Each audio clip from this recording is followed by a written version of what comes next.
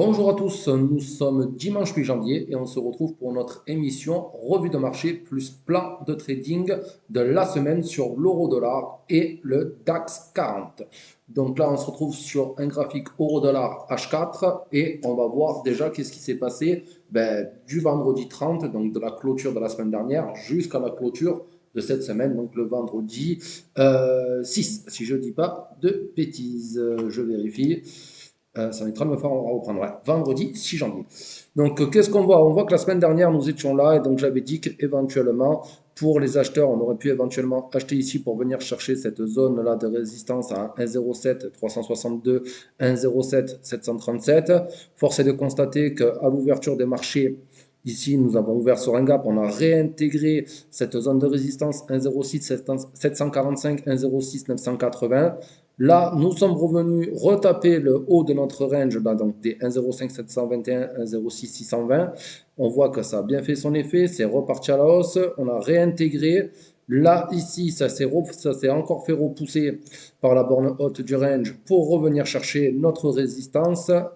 Et finalement, la résistance après au moins deux doji plus ici cette étoile c'est comment ça s'appelle? Cette étoile du soir, pardon. Cette étoile filante, pardon, excusez-moi. Eh ben, ça a bien rejeté. Donc là, ça, par contre, ça a vraiment tout cassé notre range. On est venu chercher notre support des 1,05 276, 1,05 442. Notre support a bien fait son effet là aussi. Il a bien fait son travail. On est revenu sur ce chandelier, retester le bas de notre range. Et après, pour revenir retester encore notre support ici. Donc on voit que voilà, les zones sont bien marquées, sont bien travaillées. Ici, nous avions le milieu de notre range. Donc là, c'est juste une ligne. On aurait pu faire une zone, mais là, on a fait une ligne à 1,06 214 qui est la moitié de notre range. Et on voit bien que ça fait bien son effet en résistance. On voit là, ici, ça s'arrêtait. Là, encore des chandeliers d'indécision. Ça s'arrête à chaque fois pile poil dessus. Et ça a bien repoussé pour revenir chercher un minimum notre support ici, 1,05 276, 1,05 442. Et là, on va allonger un peu ce support-là, ici des 1,04 950, 1,05 100. On voit bien que ça a bien fait son travail. Et on va allonger aussi celui-ci de support des 1,03 72, 1,04 837. Et on voit bien qu'au pips près, ça vient directement chercher nos zones de support et de résistance. C'est des super zones de travail. Voilà. Et on voit bien que, regardez, après avoir touché là notre support 1,03 372, 1,04 837, commence à pulser à la hausse. Et donc là, à l'instant T, donc là, la clôture de vendredi, nous avions cassé donc là notre résistance à 1,06 214 qui fait office en fait du milieu de notre range. Et donc là, on pourrait éventuellement aller chercher un minima le haut du range. On va allonger aussi la zone, hein, comme ça ici. Donc là, on pourrait aller chercher le haut du range. On va quand même faire attention, je vais le noter en direct, hein. Il y a des choses que je ne voyais pas la semaine dernière que je vois. On voit qu'ici, nous avions aussi une autre résistance. On voit bien que ici, ça fait là, ça fait résistance, résistance, résistance, résistance. Encore résistance. Là, ça devient support. Donc, on va se méfier des 1,06 442. Donc là, pour l'achat, malgré qu'ici, on soit sur un double bottom, on va faire très attention. Au moins d'attendre, voir si on passe les 1,06 442 pour aller chercher les 1,06 620 juste là. Et pourquoi pas les résistances que nous avons au-dessus. Donc ça, ce sera les scénarios pour les acheteurs. Hop, là, on va aussi allonger ces zones ici. Sinon, les acheteurs attendront peut-être un retour sur les 1,06 214 pour pouvoir acheter, ce serait plutôt pas mal. Avant, voilà, ça nous ferait un scénario plutôt comme ça dans un premier temps. Et après, pour aller chercher les résistances suivantes. Attention, comme je dis toujours, vous rentrez, pas parce que je vous le dis, parce que vous avez vos propres signaux. Moi, je ne fais que vous faire des plans de trading et vous donner les zones de support de résistance importantes à travailler. Après, ça ne suffit pas pour prendre des décisions, juste de casser une zone comme ça. Donc, il faut vraiment que vous ayez vos propres méthodologies. Donc là, pour les acheteurs, on pourrait faire ça ou attendre éventuellement Voilà, enfin, à voir ce qui va se passer tout à l'heure à l'ouverture et pourquoi pas rentrer comme ça et aller chercher les résistances que nous avons, donc les 1,06 745, 1,06 980. Pourquoi pas aller 1,07 362, 1,07 737. On fera quand même gaffe là, ici, au dernier plus haut, qui pourrait faire office de résistance aussi, donc les 1,07 713. Donc voilà comment on pourrait voir là tout à l'heure et dans les prochains jours comment ça va, comment ça pourrait pulser à la hausse. Là, on va remettre, faire réallonger nos zones de résistance ici aussi. Voilà. Pour les vendeurs, donc pour les vendeurs, vous par contre, ce que je vous suggère, ce serait peut-être ben, justement de voir ici, donc là sur cette zone là, 1,06 214 à 1,06 442, voir un peu ce qui va se passer ici. Donc, attendez, on va enlever directement nos flèches pour les acheteurs maintenant. Hop, voilà. Donc les vendeurs pourraient peut-être éventuellement, ben, donc là sur cette zone-là, voir ce que ça va donner et peut-être partir directement à la baisse comme ça. Voire éventuellement, pour les plus patients, je vous suggère éventuellement de venir chercher ou le haut du range ici et, là, et qu'après on descend, ou peut-être venir chercher celle-ci de zone de résistance des 1,06 745, 1,06 980 pour pouvoir shorter. Donc ça vous ferait éventuellement, voilà, je vous fais ça. Voilà. Donc vous laissez partir les vendeurs, vous laissez partir à la limite. Et ici, au haut du range, vous vendez ou ici sur cette zone de résistance et vous venez chercher les supports à la baisse. Pour attention, parce que par contre, avec ce double bottom là, et là on est pile sur la ligne de coup, pour moi ce n'est pas un conseil d'investissement, ce n'est que ma prévision. Je pense plutôt qu'on pourrait vraiment partir à la hausse. Alors là, acheter maintenant c'est prématuré, mais si on arrive à casser là les 1,06 442, je le vois quand même plutôt partir à la hausse. Mais bon, après ça c'est que ma vision. Vous devez avoir votre propre vision. Voilà, donc voilà pour cette semaine sur l'euro-dollar. Maintenant, nous allons passer sur un graphique DAX 40. Et donc sur le DAX 40, qu'est-ce qu'on peut voir? Donc là, à la clôture de la semaine dernière, on voyait qu'on était là. J'avais dit peut-être d'attendre de venir chercher le support des 13 796, 13 813 avant de pouvoir acheter. Force est de constater que là aussi, nous avons ouvert sur un gap. Donc, nous ne sommes pas allés chercher notre support. Nous avons réintégré ici cette zone de résistance 13 861, 13 964.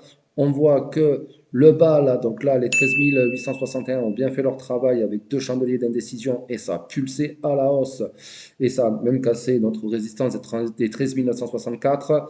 Par contre, notre résistance, là, 14 013, 14 081, a quand même bien fait son travail. Même aussi, on pourrait dire sur cette mèche-là aussi, hein, sur ce doji, on est venu toucher notre résistance 14 100, 14 161. Ça a quand même bien fait. Nos zones font bien leur travail. On est revenu tester ici notre zone de support 13 861, 13 964 avant de repulser à la hausse. Par contre, quand on a pris notre appui ici sur notre support, on voit que par contre, on a cassé nos zones de résistance directement par ce chandelier. On va allonger un peu nos zones aussi pour que ce soit plus clair. Hop. Voilà, comme ça on voit un peu ce qui se passe. Là, ici. Voilà. Donc on voit que là, vraiment sur ce chandelier-là, ça a vraiment pulsé à la hausse, ça a cassé toutes nos zones de résistance, 14 100, 14 161 et même 14 194, 14 268. Par contre, ça s'est arrêté juste là. Donc là, ce qu'on va faire, c'est qu'on va réévaluer un petit peu notre zone de résistance parce qu'on voit que ça l'a cassé, mais on n'est pas allé chercher les 14 301, 14 404. Donc on va la mettre un peu plus haute. Voilà. Donc on va mettre un trait, ça va être plus simple pour voir où est la zone. C'est les 14 277 finalement. Hop, on va changer ici en direct. 14 277 ici. Voilà, donc là on a réévalué notre zone, pardon. On voit aussi qu'après être venu chercher les 14 277, nous sommes bien revenus sur notre zone 14 100, 14 161. Donc notre résistance a bien fait son travail en changeant de polarité pour devenir support. Donc ça c'est bien. Derrière, on voit qu'ici, là, les 14 277, on est vraiment plus à la hausse, vraiment avec des marabouzous, donc ça a bien été haussier avec de la force. On a atteint les 14 301, 14 404. On a cassé aussi notre zone assez facilement ici pour venir chercher notre zone ici des 14 000, donc zone de résistance 14 522, 14 637. On voit que là, c'est bienvenu le chercher. Donc là, ben là sur ces chandeliers là, donc là sur ces toupies, on va essayer aussi encore réévaluer notre zone. On va la mettre un petit peu plus précise. Donc ça nous fait, hop, en direct 14 506. On va changer. Hop. Voilà, on essaye d'avoir des zones les plus précises possibles pour pouvoir trader, c'est bien. Donc là, on est venu chercher les 14 506, 14 637. On voit bien que sur les 506, c'est bien venu chercher et on est revenu tester notre résistance des 14 301, 14 404 en changeant de polarité pour devenir justement support. On a bien pris appui, on est revenu sur les 14 506, on est revenu tester encore nos 14 404 avant de pulser à la hausse. Et donc là, on va agrandir notre zone, on va l'allonger ici pour la projeter un peu dans le futur. Donc là, par contre, ce que j'ai vu, c'est qu'avec cette mèche-là, par contre, je pense que les 14 637, c'est un petit peu, c'est peut-être un petit peu court, donc on va l'allonger, c'est pour ça que j'ai mis ce trait. Donc là, on va enlever les 636 ici pour prendre le moins de risques possible. On va le faire passer au 663, ça me semble plus logique. Donc là, encore une fois, on va changer hop, nos mesures, 14 663 ici. Donc, à mon sens, ici, on n'aurait pas encore cassé notre zone. Donc, à voir. Donc, pour la semaine prochaine, qu'est-ce qu'on pourrait espérer d'envisager? Pour l'instant, pour moi, acheter, c'est quand même trop tôt. Là, j'ai noté des nouvelles zones aujourd'hui. Donc, c'est les 14 778, 14 877. Donc, c'est une bonne zone de résistance, certainement à venir. Donc là aussi, j'ai noté 14 941, 15 014 pour cette zone de résistance et notre zone de résistance à 15 082, 15 139. Donc ça, ce serait pour moi les prochaines zones de résistance à travailler. Donc scénario acheteur pour commencer. Donc là, je suggère qu'on attende quand même de casser les 14 663 et auquel cas on ira chercher justement nos résistances ici, hein, donc 14 778, 14 877 et ainsi de suite. Je vais la mettre plus longue la flèche, vous avez compris, pour comprendre qu'on peut aller chercher toutes ces zones-là pour des TP potentiels. Sinon, les acheteurs, on pourrait peut-être probablement attendre que ça casse un petit peu comme ça, attendre un pullback ici sur les 14 663 et on repartirait chercher nos zones de résistance suivantes à la hausse. Euh, Sinon, encore un autre scénario acheteur. Là, ici, ça pourrait encore repousser. On attendrait de revenir probablement ici sur les 14 506 et on repartirait à l'achat comme ça, chercher toutes ces zones. Donc on fera gaffe bien sûr aux 14 663. Hein. C'est pas parce qu'on est dans la zone qu'elle fait plus office de résistance. Hein. Surtout si là, ici, elle rejette pour venir chercher les 14 506, c'est qu'elle fait bien résistance. Donc on fera gaffe à la hausse et on achète par là. Ça peut probablement être un TP1 et après ensuite aller chercher les autres zones de résistance. Donc voilà pour les scénarios acheteurs. Maintenant, à nous les vendeurs. Hop, j'enlève nos zones ici. Alors, je sélectionne tout parce que MetaTrader, c'est vraiment pas simple. Là, j'ai pas envie de tout effacer l'analyse, ce serait bête. Voilà. Donc, pour nous, les vendeurs. Donc, les vendeurs, ici, justement, on n'a pas cassé encore les 14 663. Donc, on pourrait voir, suivant vos propres signaux, éventuellement de shorter à partir d'ici, de vendre le marché à partir de là. On fera gaffe aux 14 506, 14 301, 14 404 et tous les supports à la baisse. Donc là, je vous mets la flèche comme ça. Euh, Sinon, on pourrait attendre éventuellement. euh, à la limite, ouais, pour ceux qui préfèrent vendre sur les cassures, on attendra de vendre les 14 506, donc de les casser à la baisse. Et là, À partir d'ici, pourquoi pas essayer de vendre le marché pour aller chercher les supports plus bas. Sinon, vous pouvez aussi attendre, laisser partir le cours, aller chercher les 14 778, 14 877 ici et éventuellement shorter, donc vendre cette résistance pour aller chercher tous les supports à la baisse. Euh, Pourquoi pas, je ne sais pas, aussi attendre peut-être de laisser partir, d'aller chercher aussi enfin, ces résistances plus haut et de les vendre. De toute façon, les vendeurs, vous ferez attention, vous vendez vos résistances par ici.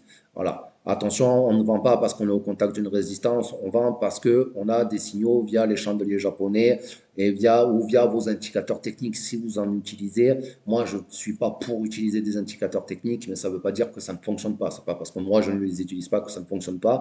C'est parce que je n'aime pas m'en servir. Donc voilà. Euh, ce sera tout pour aujourd'hui, hein, donc pour notre analyse de la semaine.